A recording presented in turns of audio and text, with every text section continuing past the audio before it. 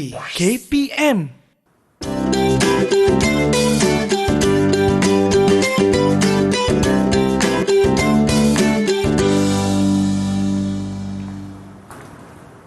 Salam sejahtera, anda sedang menonton slot pentaksiran Bilik Darjah ataupun lebih dikenali sebagai slot PBD bersama dengan saya, Sean Steven, selaku pengacara anda. Dan untuk hari ini, program ini khas untuk guru-guru mendapatkan inspirasi serta contoh-contoh untuk menilai dan juga melaksanakan pentaksiran Bilik Darjah. Tetapi sebelum tu, jom kita tengok profil guru.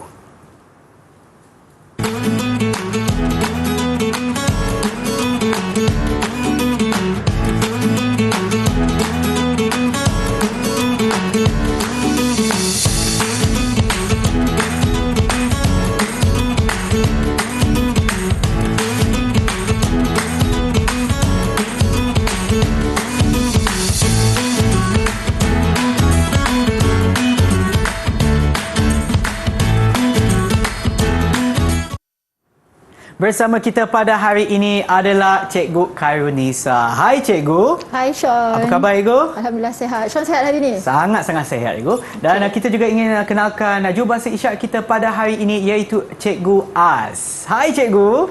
Apa khabar Cikgu? Okey, terbaiklah Cikgu. Okey, balik semua kepada Cikgu Khairunisa. Saya. Okey, untuk pentaksiran Bilik Darjah ni, apakah fokus kita pada hari ini Cikgu?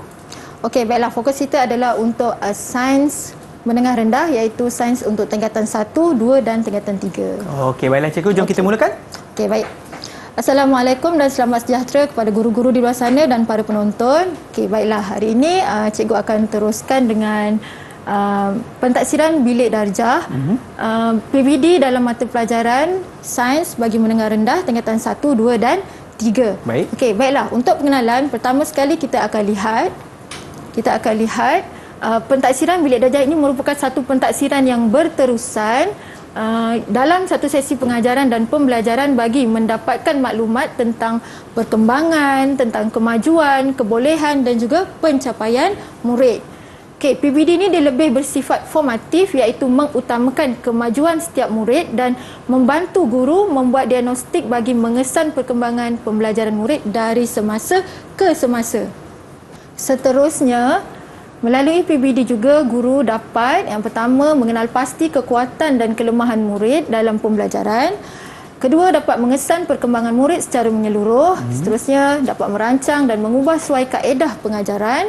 Yang seterusnya, mengetahui keberkesanan pengajarannya. Dan yang kelima, guru dapat mengambil tindakan susulan yang sesuai dengan serta-merta. Okey, baik. Melalui PBD juga, PBD adalah satu proses pengumpulan maklumat melalui pelbagai sumber daripada murid seperti kerja rumah, seperti kerja projek, seterusnya melalui pembentangan murid, seterusnya juga melalui ujian yang dijalankan di dalam kelas. Baik. Okey, seterusnya, apakah itu pentaksiran? Okay, pentaksiran adalah satu kayu pengukur untuk menilai pencapaian murid dalam memperoleh pengetahuan, menguasai kemahiran dan mengamalkan nilai di samping menilai keberkesanan PDP guru. Okay, pentaksiran juga menyokong pembelajaran murid dan memberi maklum balas yang berguna kepada pihak berkepentingan seperti pentadbir, guru dan ibu bapa atau penjaga tentang perkembangan murid. Okay, seterusnya, ini adalah carta alir pelaksanaan pentaksiran Bilik Darjah dilakukan. Yang pertama, guru akan merancang PDPC dan menentukan kaedah pentaksiran yang bersesuaian berdasarkan dokumen standard kurikulum sekolah pentaksiran. Maafkan saya, mengulang balik. Okey, yang kedua, guru akan melaksanakan PDPC dan pentaksiran. Yang seterusnya, guru akan merekod dan menganalisis penguasaan murid. Yang seterusnya, guru akan mengambil tindakan susulan. Dan yang terakhir, guru akan melapor penilaian ataupun pencapaian murid. Okey. Seterusnya pula kita lihat matlamat KSSM Sains. Okey, matlamat KSSM Sains adalah untuk sekolah menengah adalah untuk menanam minat dan mengembangkan kreativiti murid melalui pengalaman, penyiasatan bagi menguasai pengetahuan dan kemahiran sains dan teknologi. Okey, serta juga dapat mengesan sikap saintifik dan nilai murni bagi membolehkan mereka menyelesaikan masalah dan membuat keputusan dalam kehidupan seharian. Okey. Seterusnya, Bagaimana pentaksiran sains menengah dijalankan? Okey. Pentaksiran sains menengah rendah dilaksanakan bersandarkan 3 domain utama, iaitu domain pengetahuan, domain kemahiran nilai, pentaksiran sains menengah rendah dilaksanakan bersandarkan 3 domain utama, iaitu pengetahuan, kemahiran dan nilai. Ya. Secara terperinci, domain pengetahuan yang pertama, yang kedua, domain kemahiran itu adalah domain penyiasatan saintifik atau lebih dikenali sebagai eksperimen. Okey, manakala yang ketiga, domain nilai adalah domain sikap saintifik dan nilai murni semasa menjalankan ataupun semasa pembelajaran dijalankan. Baik. Okey, baik. Yang seterusnya, ini adalah bahan rujukan sains menengah rendah, iaitu Dokumen Standard Kurikulum dan Pentaksiran atau lebih dikenali sebagai DSKP. Okey, di sini ada untuk menengah rendah, DSKP untuk tingkatan 1, DSKP untuk tingkatan 2 dan juga DSKP untuk tingkatan 3. Okey, baik. Seterusnya, guru-guru juga perlu merujuk kepada buku panduan pelaksanaan pentaksiran bilik darjah KPM edisi yang kedua. Buku ini mengandungi 113 halaman dan ia mengandungi panduan lengkap dari awal hingga peringkat akhir proses PBD dijalankan. Ya. Okey. Seterusnya, ini adalah rujukan utama guru-guru semasa menjalankan PDPC, iaitu buku teks. Okey. Buku teks sains tingkatan 1, sains tingkatan 2 dan juga buku teks sains tingkatan 3. Ya. Okey, baik. Pelaksanaan PBD dalam sains menengah rendah juga dijalankan secara 3 cara. Yang pertama, pentaksiran secara lisan, yang kedua, pentaksiran secara bertulis dan yang ketiga, pentaksiran secara pemerhatian. Okey. Baik, seterusnya. Okey, di sini kita akan lihat contoh bagaimana PDPC dan juga pentaksiran dijalankan di dalam kelas. Okey, contoh saya ambil daripada sains tingkatan 3, bidang pembelajaran 1.0 iaitu rangsangan dan gerak balas. Okay, manakala standard kandungan ataupun SK 1.2 iaitu rangsangan dan gerak balas dalam manusia. Okey, dalam SK ini ataupun dalam standard kandungan 1.2 iaitu rangsangan dan gerak balas dalam manusia, ada 5 standard pembelajaran.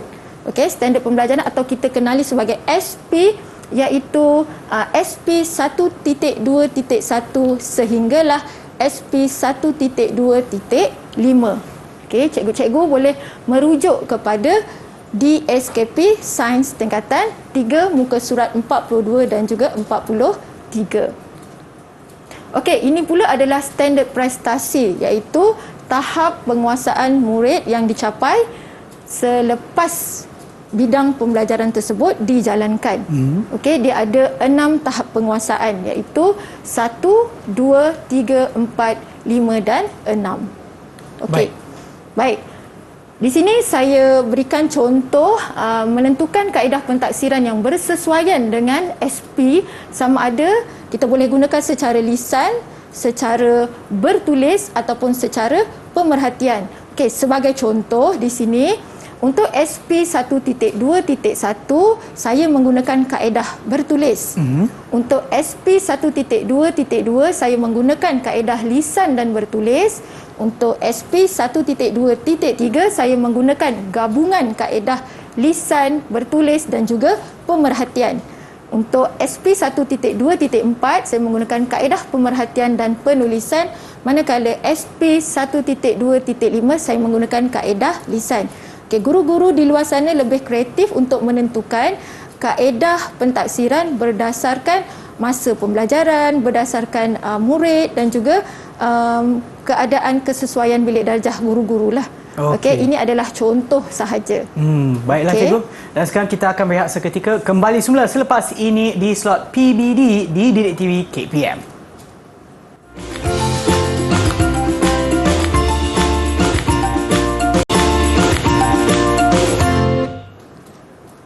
Kembali semula menonton slot pentaksiran bilik darjah ataupun slot PBD bersama dengan Cikgu Khairul Nisa. Baiklah cikgu, jom kita teruskan. Okey, baik. Seterusnya kita lihat bagaimana pelaksanaan PDP dan pentaksiran PBD dalam sains menengah rendah tingkatan 1, 2 dan 3.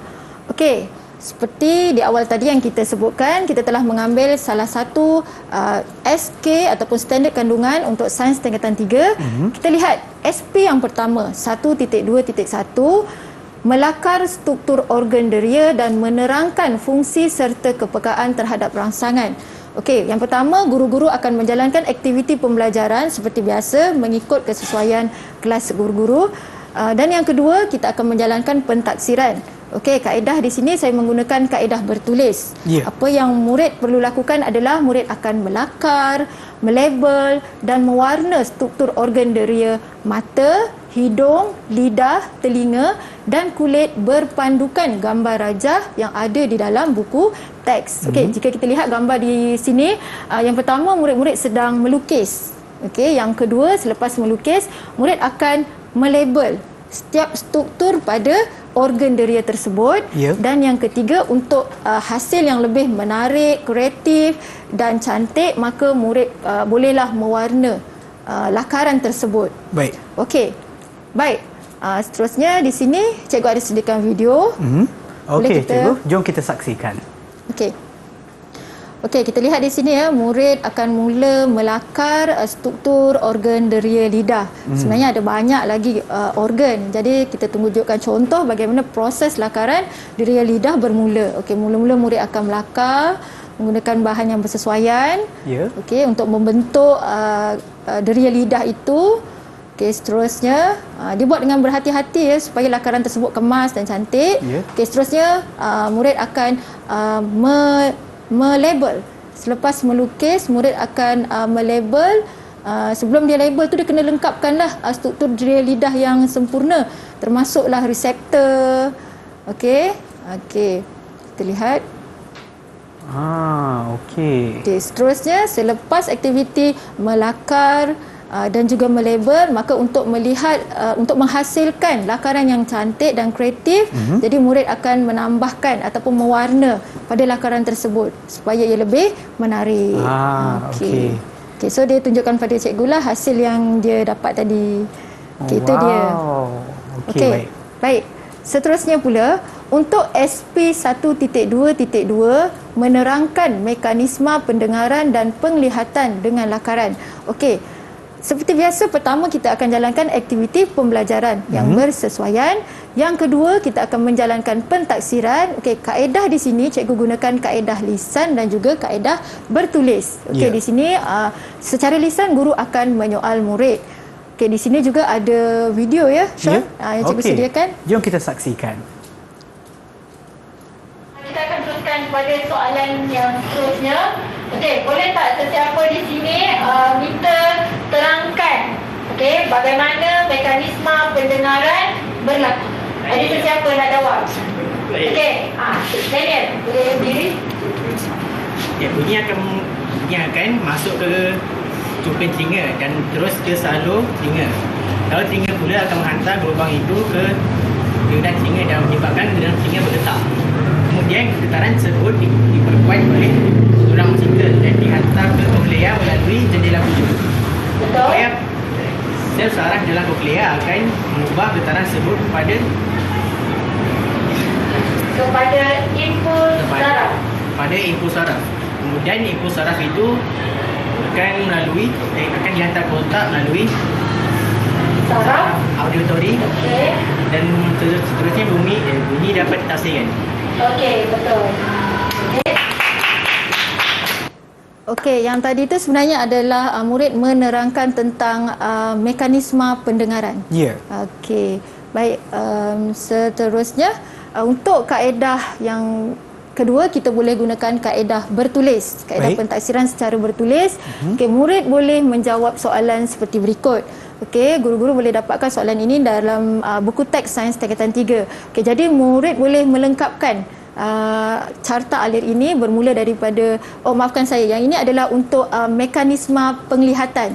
Okey, yang mula-mula tadi kita gunakan kaedah lisan untuk mekanisme pendengaran. Okey, untuk kaedah bertulis kita boleh juga untuk mekanisme penglihatan secara bertulislah. Okey, bermula daripada cahaya sehinggalah akhir. Ya, tapi sebelum tu Ego, kita ada sediakan video untuk kaedah penglihatan Ego. Ya, yang itu juga untuk bertulis, maafkan saya, kaedah lisan untuk mekanisme penglihatan. Okey, jom kita tengok video kita tersebut. lihat.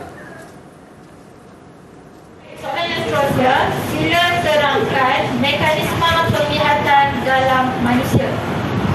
Okey, sila jawab. Sinar cahaya dari objek memasuki mata melalui kornea diikuti oleh gelemar, kanta mata dan gelemar sebelum sampai ke retina. Semua bahagian mata ini akan memfokuskan sinar cahaya dari objek ke retina. Seterusnya, sinar cahaya merangsang fotoreseptor untuk menghasilkan impuls saraf dan dihantar ke otak. Selepas itu, otak akan mentafsir impuls saraf. Okey. So baik. tadi adalah bagi kaedah lisan untuk mekanisme penglihatan. Okey, baik Ego. Yang ini adalah kaedah bertulis, mekanisme penglihatan. Okey. Baik, untuk SP yang seterusnya ya, menghubungkaitkan organ deria manusia dengan kepekaan terhadap pelbagai kombinasi rangsangan. Pertama, kita jalankan aktiviti pembelajaran. Yang kedua, kita jalankan pentaksiran menggunakan kaedah gabungan lisan, pemerhatian dan bertulis. Okey, untuk kaedah lisan ni kita boleh soal jawab murid, apakah rasa yang telah murid rasa semasa aktiviti tersebut. Untuk kaedah pemerhatian, rakan-rakan sebaya di sekelilingnya akan melihat kawasan deria rasa yang dekat kawasan lidah mana yang merasa rasa tersebut, rasa makanan tersebut. Okey, manakala kaedah bertulis, murid lain akan mencatat. Selepas aktiviti dijalankan, dia akan mencatat rasa yang didapati di kawasan lidah tersebut. Okey, untuk lebih jelas, kita boleh lihat aktiviti di dalam video ini. Okey, jom kita tengok video tersebut. Okey, ada 3 orang pelajar diperlukan di sini. Okey, yang pertama, murid yang memberi rasa kepada rakannya. Okey, ada 5 jenis rasa. Kemudian rakan yang tutup mata tu dia akan mula merasalah di kawasan-kawasan lidah tersebut. Okey, manakala rakan yang lain dia akan mencatat.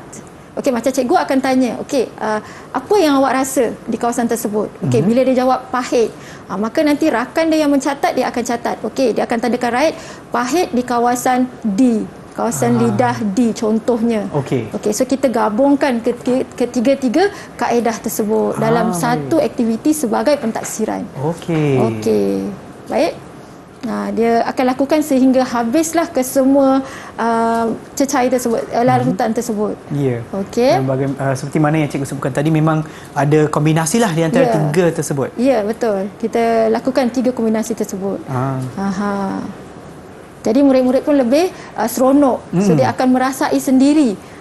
Merasai sendiri. Kita tak sekadar sebut masin dekat kawasan A contohnya. Okey, pahit dekat kawasan C contohnya, tapi mereka merasa sendiri. Okey, supaya mereka lebih jelas lagi ya. Okey, baik. Mereka akan mendapatkan pengalaman tersebut dan itulah cara mereka belajar lah. Ya, cara mereka belajar di dalam kelas. Okey, Go. Okey, baik. Seterusnya, untuk SP 1.2.4 menjelaskan melalui contoh bagaimana had deria, kecacatan organ deria dan proses penuaan mempengaruhi pendengaran dan penglihatan manusia. Okey, kaedah yang saya cadangkan di sini adalah kaedah pemerhatian dan penulisan. Manakala untuk SP 1.2.5 mewajarkan bagaimana inovasi dan teknologi boleh meningkatkan keupayaan organ deria. Okey, kaedah pentaksiran yang boleh dijalankan di sini contohnya seperti kaedah lisan dan juga bertulis. Okey, tetapi ini adalah cadangan sahaja, contoh sahaja. Saya yakin guru-guru di luar sana mereka lebih kreatif untuk menggunakan kaedah-kaedah yang bersesuaian dengan murid yang mereka ajar. Baik, Cikgu. Dan sebelum kita teruskan, kita akan berehat seketika. Kembali semula selepas ini di slot PBD di Direct TV KPM. Okey, baiklah.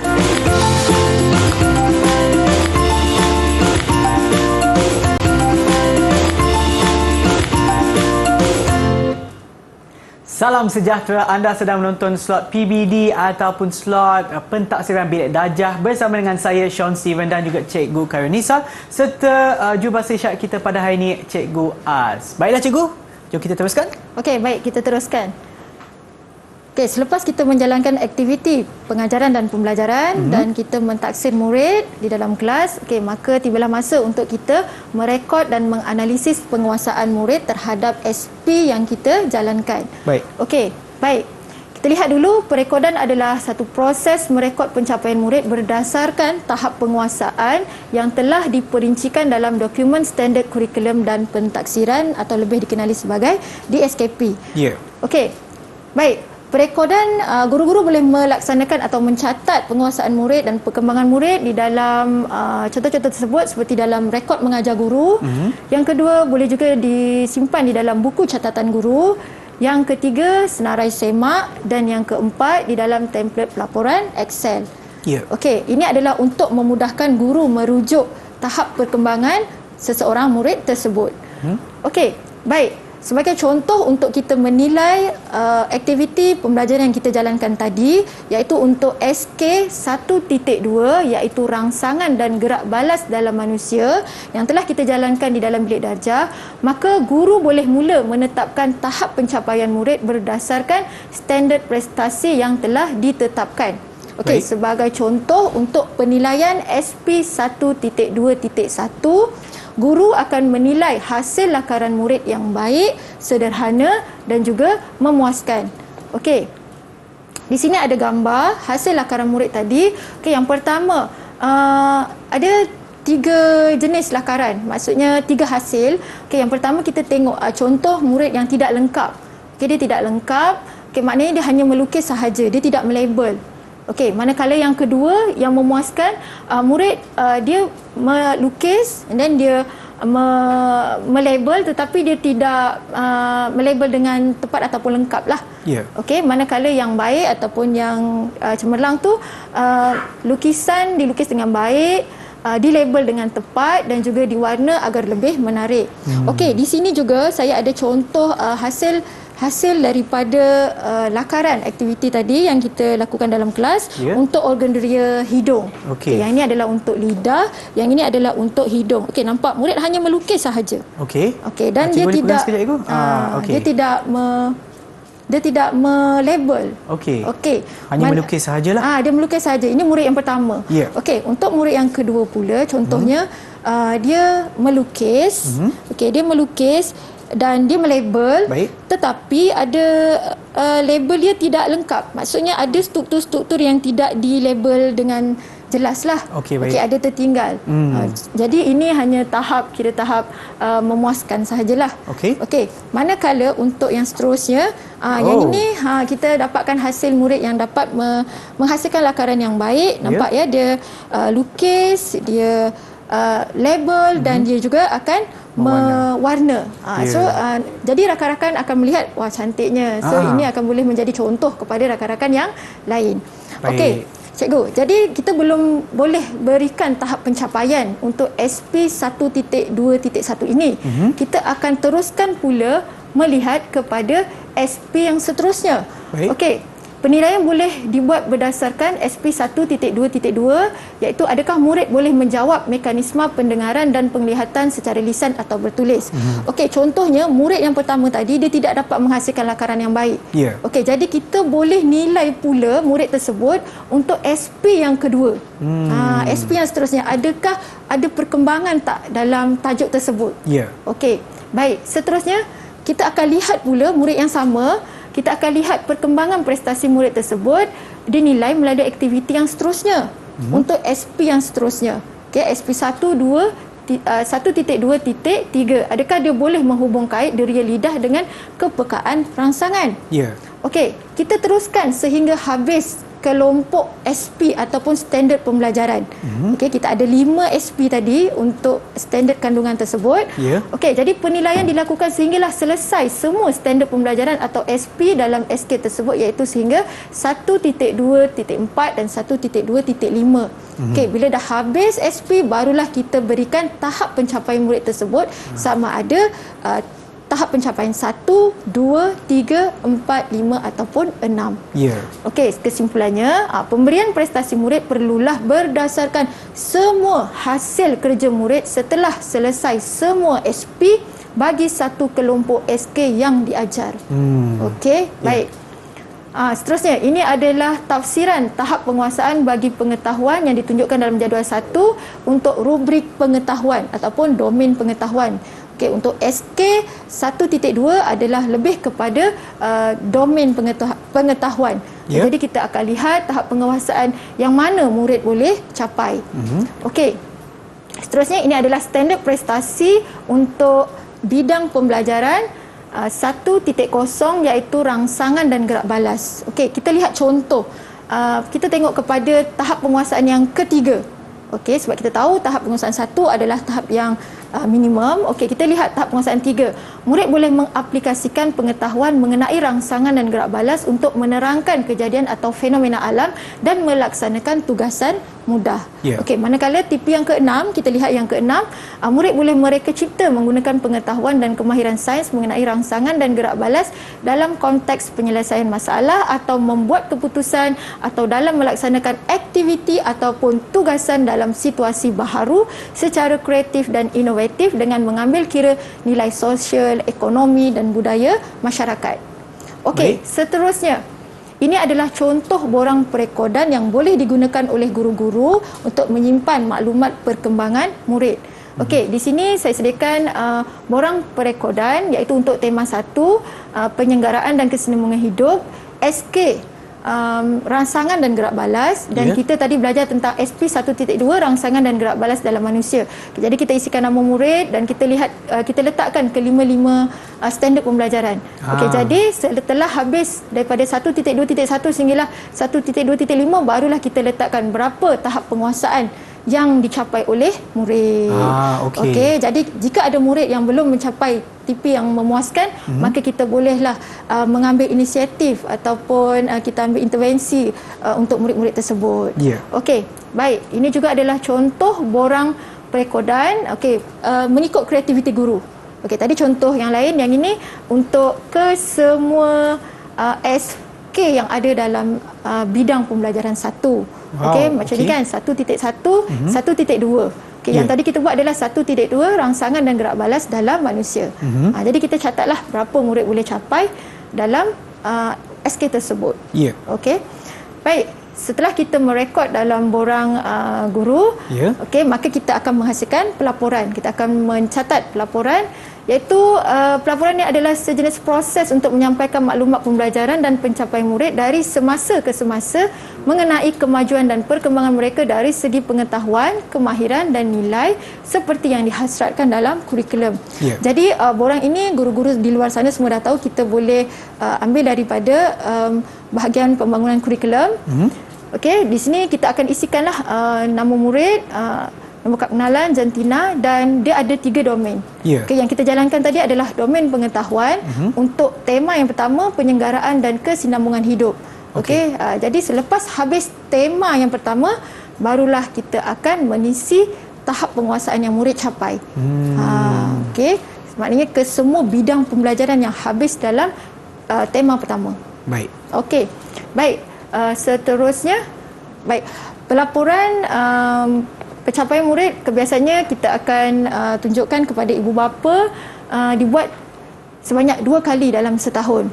Okey, untuk yang ini dia merangkumi ke semua mata pelajaran yang diambil oleh murid. Okey, kita lihat di situ ada sains kan. Okey, sains murid telah tahap penguasaan keseluruhan, murid mencapai TP5. Di situ. Okey, jadi murid boleh menggunakan pengetahuan saintifik dan kemahiran saintifik dan seterusnya lah. Baik. Okey, itu saja Sean. Okey, baiklah cikgu. Terima kasih atas perkongsian cikgu, dan sebelum kita mengakhiri program kita pada hari ini, boleh tak cikgu berikan sedikit rumusan kepada keseluruhan perkongsian cikgu pada hari ini? Okey, baiklah. Pelaksanaan pembelajaran bilik darjah ini adalah satu proses yang berterusan. Jadi apa yang perlu kita lakukan adalah kita lakukan secara telus di dalam bilik darjah. Okey, setiap kali pembelajaran dijalankan dan objektif yang kita nak capai perlulah merujuk kepada DSKP yang telah disediakan. Okey, rancanglah aktiviti pembelajaran yang bersesuaian dengan murid, pilih kaedah pentaksiran yang bersesuaian, dan kita lakukan penambahbaikan supaya murid mencapai tahap penguasaan yang memuaskan. Okey. Selepas itu, jangan lupa cikgu rekod di dalam perekodan yang telah disediakan. Itu Baiklah sahaja. cikgu. Terima kasih cikgu atas perkongsian pada hari ini cikgu, dan juga kepada guru-guru yang menonton sekarang, harap ia memberikan anda inspirasi kepada cara-cara dan contoh-contoh untuk mentaksir ataupun untuk melaksanakan pentaksiran bilik darjah. Dan kita akan berjumpa lagi hanya di Didik TV KPR. Jumpa lagi. Bye semua.